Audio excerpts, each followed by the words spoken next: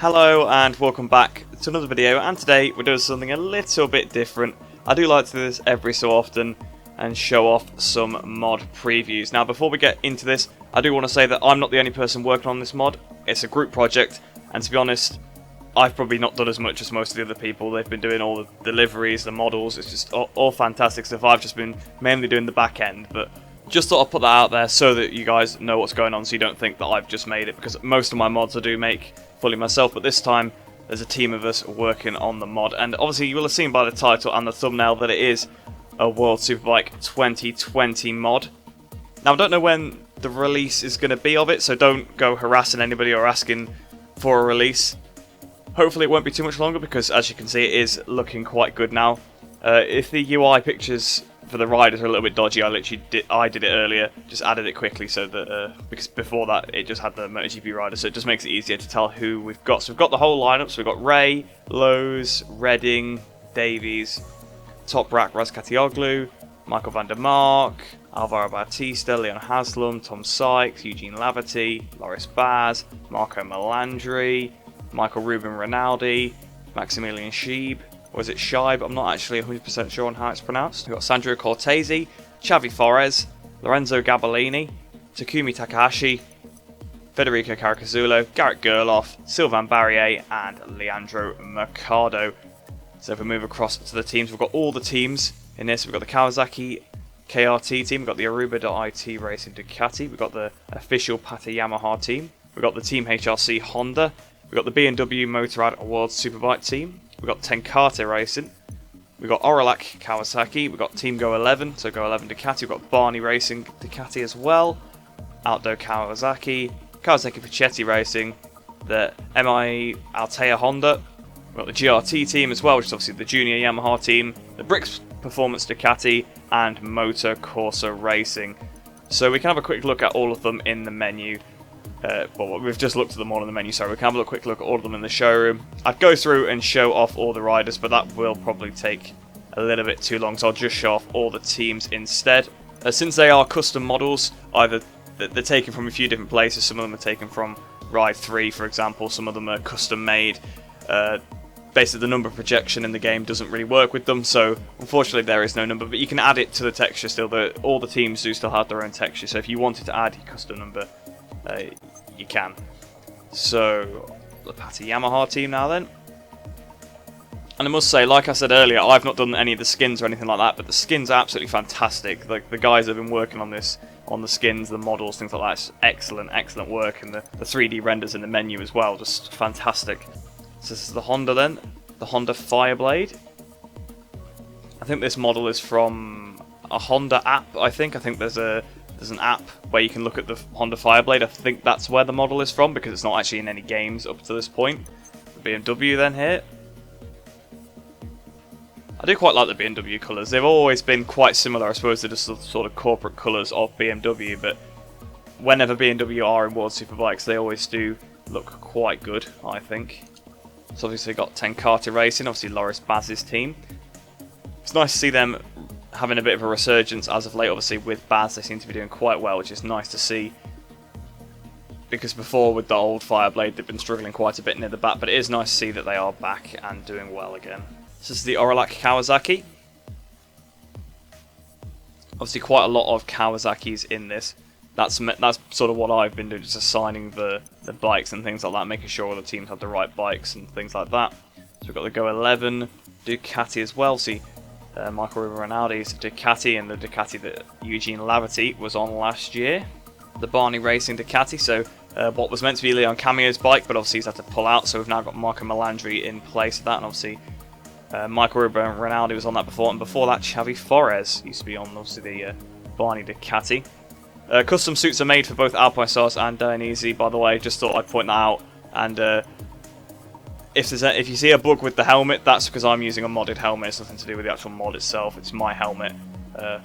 Basically not being... my helmet does that with the regular bikes in the game as well, like it's not supposed to be put on the tank, so that is why that's happening, by the way, because I only just realised that I kind of... that's my fault, that's my bad. And then here we are onto the Pichetti Kawasaki then. So obviously the Kawasaki, probably the most popular bike in World Superbikes, and to be honest, really, most of them, except the KRT team, actually don't do that well. I think it's purely because if you get that factory support, it just means so much here.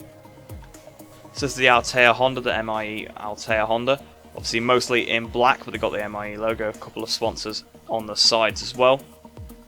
There is carbon liveries for every bike as well, but I'm not going to go through and show all those because otherwise the video will go on forever. This is the GRT Yamaha, obviously the Yamaha Junior team.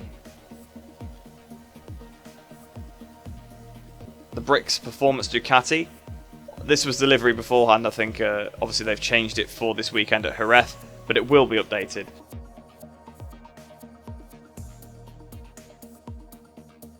And then this is the Moto Corsa racing bike, obviously with Mikado on board. So then we should do a quick race as somebody. I think I'll play it as Jonathan Ray then in this one.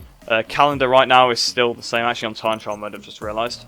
I'm now not on time trial mode. So calendar so far is still the same as a normal MotoGP, but I will update that at some point. Well, I might change it. Obviously it could cause some issues if I do. But I think it should be alright. I can reorder it anyway to make it more like the Superbike one. I think I did in an earlier version, but Milestone changed the database, so I didn't update the tracks. We've been working on it for quite a while.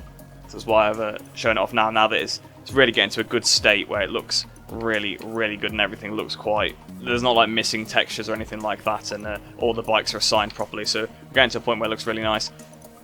I feel like doing Jerez. I know I've done Jerez so much lately, and you're probably getting sick of Jerez, but again, Jerez was the track they were racing at this weekend, so it seems to me only right that we do Jerez. So we'll head into the race then, and I'll see you on the grid.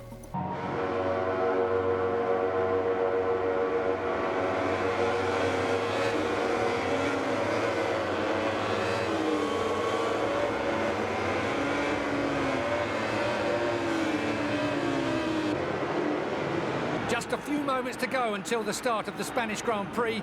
These riders know it will be vitally important to take the first curve perfectly. So then Top Rack on pole, Haslam actually alongside, and then there is obviously Lowe's on the front row as well. So we're waiting for the lights to go here at Jerez. The lights on, away we go. Let's see how far we can get the order. Only a 3-lap race, of course, with Johnny Ray. See how far the order we can get. As we go down towards the first corner, obviously I'm pretty good at exploiting the AI at this circuit now. As I say that, I've run it really wide actually. Lost a bit of time, a bit on the green as we go down towards the Michelin curve. I think I called it the Dunlop curve yesterday during the Moto3 race in career mode, because I think I was just thinking of the Dunlop tyres that they run obviously in Moto3 and Moto2. Obviously the AI go over that curve quite a bit, so we've actually not made up much progress so far. Inside of Sandro Cortese. Here we go then, behind Leandro Mercado. Bit of contact at the inside, goes Cortese, we've had Cortese off, oh dear, oh no.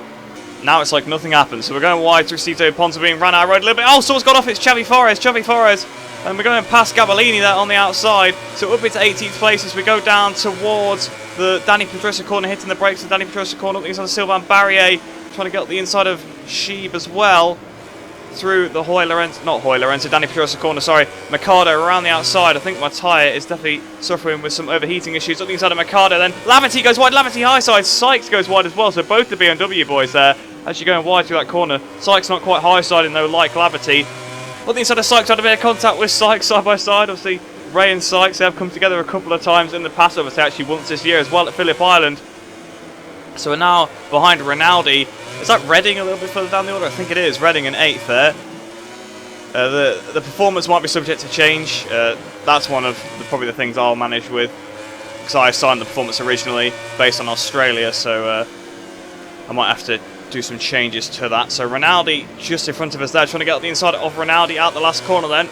Side by side with Rinaldi as we come up towards the line. Up into the top 10 then. Lowe's leads the race currently. He's hit the brakes for the first corner then. Marco Melandri up in front of us. Up the inside once again goes Rinaldi, but we're still in front of him for now. To hit the brakes then for the Michelin curve. We've gone in wide once again, but luckily Rinaldi's not been able to get past us here. We're trying to get the switchback up the inside past Melandri. We go up into 9th place then. It's Reading and Davies just ahead of us. The two Aruba.IT Ducatis. Obviously got a 1-2 earlier on in the second full length race. Through Cito Pon's corner then, Melandri looking at the inside, thought it was going to be a repeat of him and Chas Davies from last season. As we go down towards the Dani Pedrosa corner once again, then hitting the brakes into the Dani Pedrosa corner, closing right to the back of Scott Redding. through turn 7. I want to try and get a move and get past Reading if I can. Through the Aspar corner, closing up to the back of Reading on the power, sliding that rear tyre, hitting the brakes then. Got the inside, can't quite get the inside to Angel Nieto. Now as we go into Peliquet, losing the rear end a little bit of contact with Reading. Got a bit of damage there, so once again, my riding being a bit overly aggressive in this race, but when you're trying to make up lots of positions, sometimes you have to be a little bit robust. My rear tyre is a little bit overheated, so perhaps the soft tyre was not the best choice even for 3 laps. So out of the last corner then, coming up towards the line, what is my time going to be on this lap? 37.2 for Lowe's. What's my time? 37.2 as well. Slightly quicker 37.2 though. Haslam was 37.1, so Leon Haslam and Bautista, the 2 Hondas, actually doing really well in this race.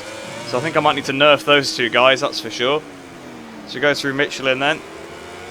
Chaz Davies just ahead of us, trying to get the inside of Chaz Davies. Obviously Ray and Davies had lots of battles in the past. Baz going onto the grass a little bit, up the inside of Davies then. Loris Baz just up ahead. We've got a little bit wide to the green. Actually, here comes Davies again, round the outside into Cito Pons. We've actually kind of forced Davies a little bit wide with a bit of contact there, but I was on the inside, so I can sort of do what I please. But would he come flying past with the power of that Ducati down the straight towards the Danny Pedrosa corner, once again hitting the brakes nice and late. Obviously Johnny Ray very good at braking late. Van der Mark just ahead of Baz there, so the positioning for Baz and Van der Mark is pretty realistic so far. Just the Honda seems to be doing a little bit better than anticipated. Obviously with this game it is quite hard to get a consistent performance from track to track. Like in this game there's a lot of variation from track to track with the AI, so you do have to bear that in mind. There's only so much you can really do, but the rear tyre is extremely hot. Looking at that, 135 on the right hand side in degrees Celsius there. So we go through Alex Crivier, flying through Ferrari.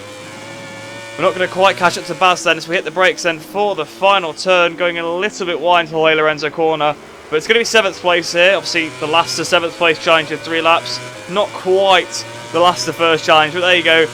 That is a race on the Work in Progress World Superbike 2020 mod.